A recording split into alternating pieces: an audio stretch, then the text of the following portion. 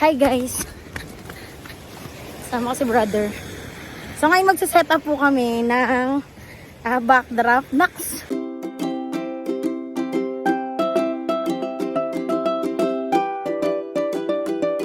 So magsa-set up po kami ng backdrop dito sa kapitbahay namin. Sa... Number ko mo ito nabili ko. Diin? Number 3, may number 3 man to. Karoon lang to. Padala lang kayo sa akin. So, eto mga props namin. Gumawa ko ng wala akong gamit dito.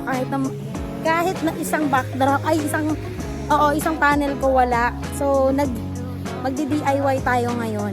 Ang gamit ko, naturo ko sa inyo mamaya. Ang gamit na dala ko lang ngayon ay, ano yun? Ay, gunting. Nahulog ang gunting. Buti na lang nagparamdam ang gunting. Importante yan ang gunting. So, ang mga gamit namin ngayon ay tali. So, cartolina.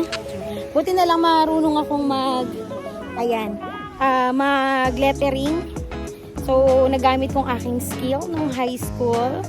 Tapos, balloons. Alam mo, importante talaga ang balloons. Kahit na nasa ka lang, nasa malayo ka, wala kang gamit, balloons lang makakapagpasaya ka na. Makakapag-set up ka na. So, ngayon ang gagawin ko is pupunuin ko ng balloons yung ating mini venue. Ayan. O, diba? Si brother, tinulungan niya ako maghakot ng gamit. Kita niyo yung mga plastic na yan, puro balloons yan. So, si Ate Cha kasi ay very close friend of mine. So, dyan tayo sa bahay na yan, bahay ni Tita Mira, mag-set up ng backdrop. So, first time kong mag-set up ng backdrop na walang gamit, guys. Good luck naman sa akin. Ako na pala dito, isa. Pasok na po kami. So, yan. Ay, okay. At sobrang liit lang ng isi-set up natin. Pero, I tell you, mukhang kakayanin naman. Ayan. So, as in bare na bare. So, hindi ko alam kung paano ko pagagandahin to. Pero, I'll try my best. May gumagawa dun sa labas. I'll try my best. Uy!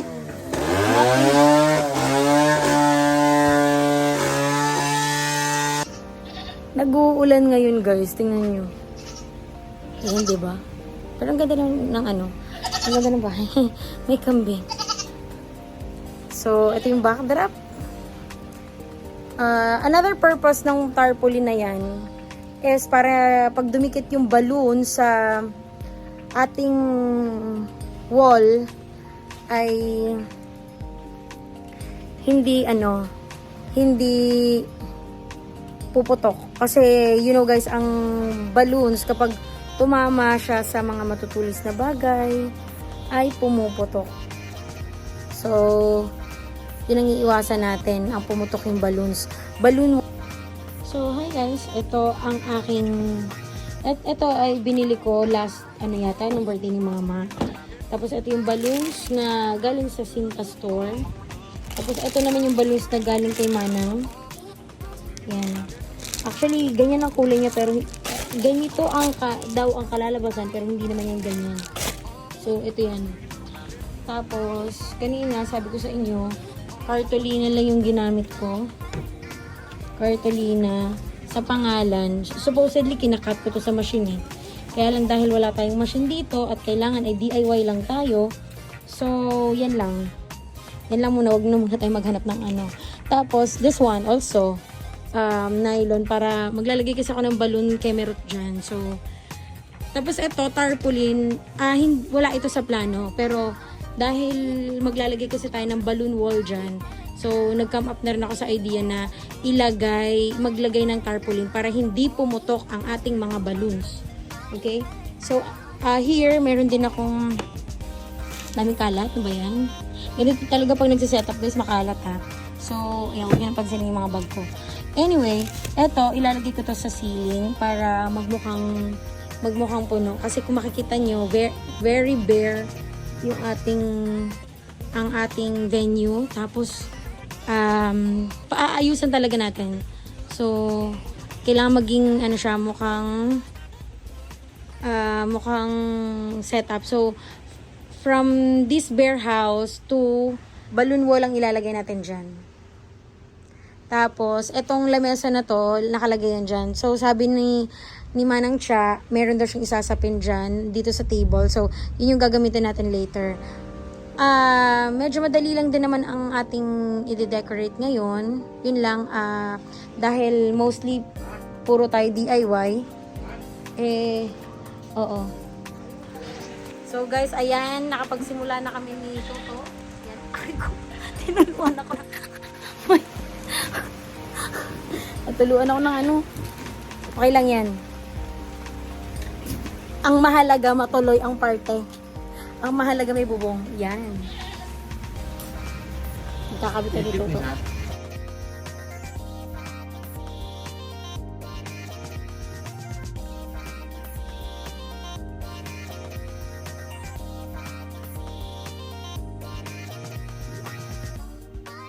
So yung struggles natin dito. Ayan.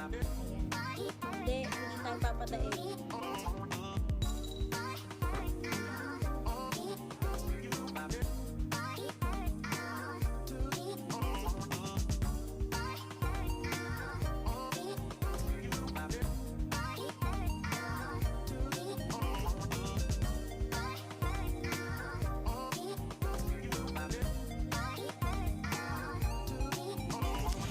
Nagsimula akong ikabit ang tarpaulin para hindi pumutok ang lobo.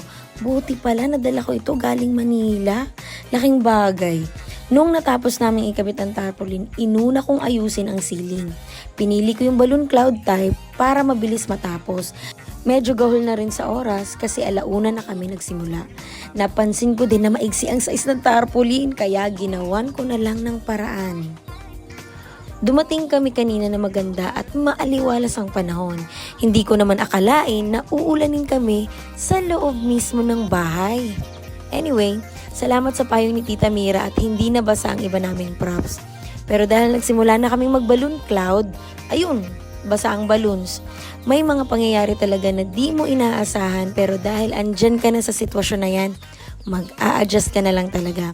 At syempre, hindi kami nagpatinag sa ulan. Tinatawanan na nga lang namin habang malakas ang buhos nito. Balloons mo siya po na. Uy, niya pa niya. Wala na yung bagyo niya. Balloons mo siya po na. Pagdo ka lang. Iman ka lang niya. Ikaw yato ano ka? Si Romel niya. Nagkaon ka kanon niya. Basta ko niya eh.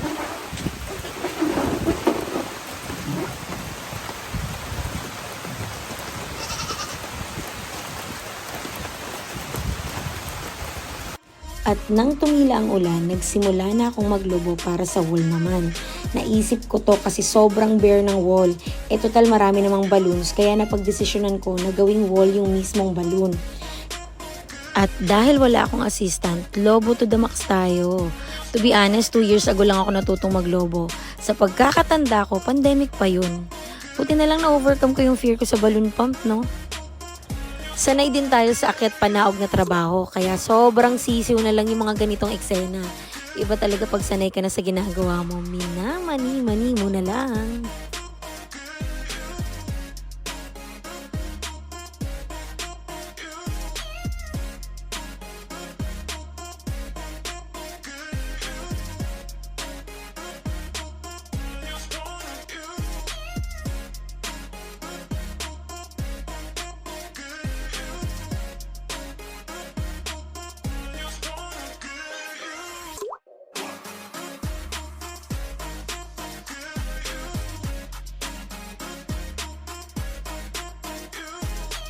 At nang matapos ko yung mismong wall, naglobo na ako ng ibang details tulad ng maliliit na lobo at mga foil balloons.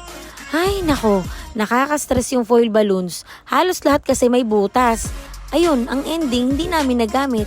Ay wait, hindi. Parang 2 na lang ata yung natira. At dahil andito tayo sa probinsya, nanguha ako ng mga dahon para magmukhang nasa jungle ang peg ng ating backdrop. Thank you Tita Connie sa mga halaman mo kay gaganda.